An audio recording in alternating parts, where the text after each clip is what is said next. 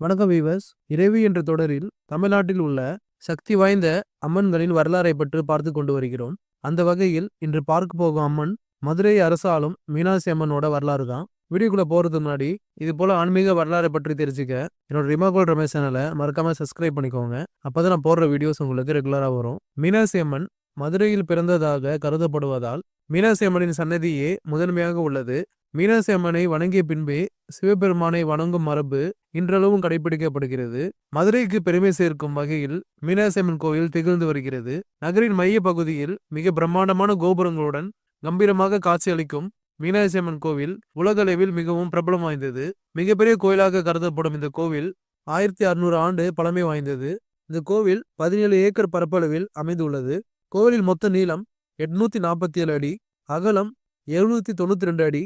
ஆடி வீதியில் அமைந்துள்ள பிரகார சுவர் கிழக்கு மேற்காக 830 அடியிலும் வடகிழக்காக 730 அடியிலும் அமைய பெற்றுள்ளது.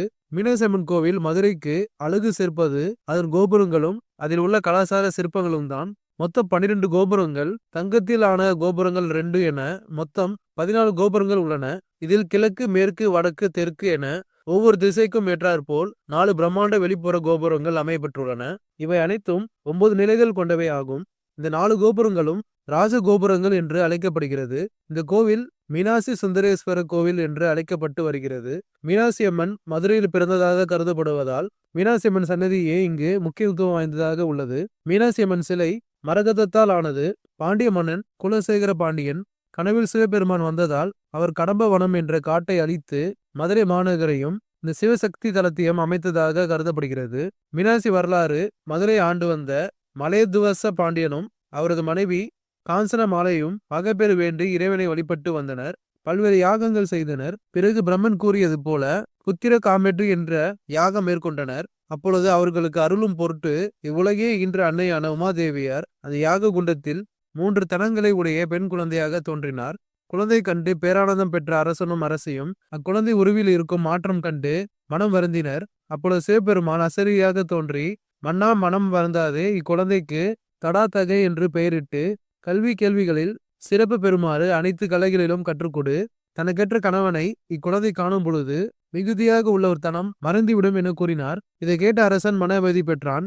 ஒருவன் பிறக்கும் பொழுது பரஞானம், அபரஞானம், தன் முனைப்பு என்ற ஆணவம் ஆகிய 3 தலங்களோடு பிறக்கின்றான். தடாதைக்கு இறைவனை பார்த்தவுடன் 3வது தனம் மறைந்ததைப் போல மனிதன் இறைவனை நினைப்பதால் ஆணவம் என்ற 3வது தனம் மறையும் என்பதே இதன் தத்துவம்.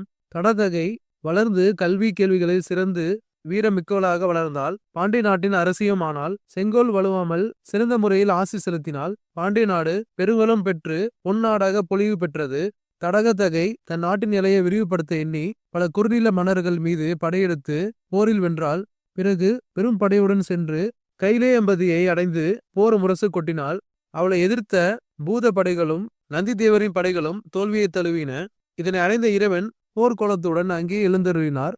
அதை கண்ணெதிரே கண்டதும் தடாதகை பெண்ணுக்கே உரிய அச்சம், மடம், ஞானம், பயிர்ப்பு என்ற 4 வகை நெறியில் நாணி தலை குனிந்தாள். அவரது 3வது தலங்களில் ஒன்று மறைந்தது.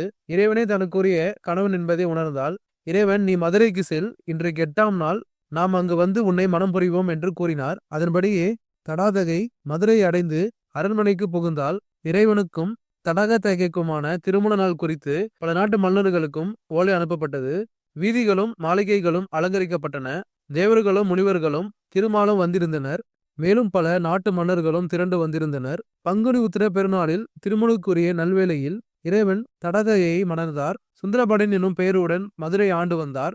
அதன் பின்பு முருகனின் அவதாரமாக வந்து தோன்றிய உக்கிர குமார பாண்டியனுக்கு முடிசூட்டி மீனாட்சி சுந்தரேஸ்வராக இறைவடி ஆனார் என்பது இத்தல வரலாறு. மீனை ஒத்த கண்களை உடைய தடாதகை மீனாட்சி அம்மை என்ற பெயருடன் கோயில் கொண்டு விளங்குகிறாள். தன்னை வேண்டிய பக்தர்களுக்கு அருளியவளாக மீனாட்சி அம்மன் இத்தலத்தில் அருளுகிறாள். இதனால்தான் பெண்களின் தெய்வமாக இவள் கருதப்படுகிறாள். தங்கள் மஞ்சள் குங்குமம் நிலைக்கவும் மீனாட்சி அம்மனை பெண் பக்தர்கள் வேண்டி செல்கின்றனர். மீனாட்சி என்பது மீன் போன்ற அழகிய கண்களை உடையவர் என்பது பொருளாகும். மீன் முட்டையிட்டு தனது பார்வையிலேயே கொஞ்சி பொறிக்கும். அதுபோல உலக மக்களுக்கு தன் அருள் பார்வையால் மீனாட்சி நலம் தருவாள் என புராணங்கள் கூறுகிறது. மீன்களின் கண்கள் இமை இல்லாமல் இரவும் பகலும் விழித்துக் கொண்டிருப்பது போல தேவியும் கண்ணை இமைக்காமல் உயிர்களை காத்து வருகிறார் என்று மக்கள் கூறுகின்றனர். கருவறையில் மீனாட்சி அம்மன் இரு திருக்கரங்களுடன் ஒரு கையில் கிளியுடன் செண்டு ஏந்தியபடி காட்சி தருகிறார். கருணையும் பொழியும் கண்களும் அகிலமெல்லாம் அருள் பாலிக்கும் அன்னையும் காண கண் கோடி வேண்டும். மீனாட்சி அம்மனை வேண்டினால் சகல ஐஸ்வர்யங்களோடு வாழ்க்கை அமையும் என்பது பக்தர்களின் நம்பிக்கை. இத்தனை சிறப்புகள் உடைய மீனாட்சி அம்மன் கோயிலை வாழ்வில் ஒரு முறையாவது நேரில் சென்று தரிசனம் செய்யுங்கள்.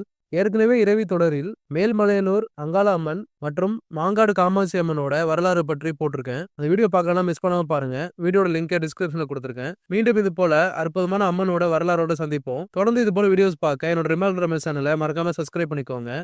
ஓம் மீனாட்சி அம்மன் தாயே போற்றி. நன்றி, வணக்கம்.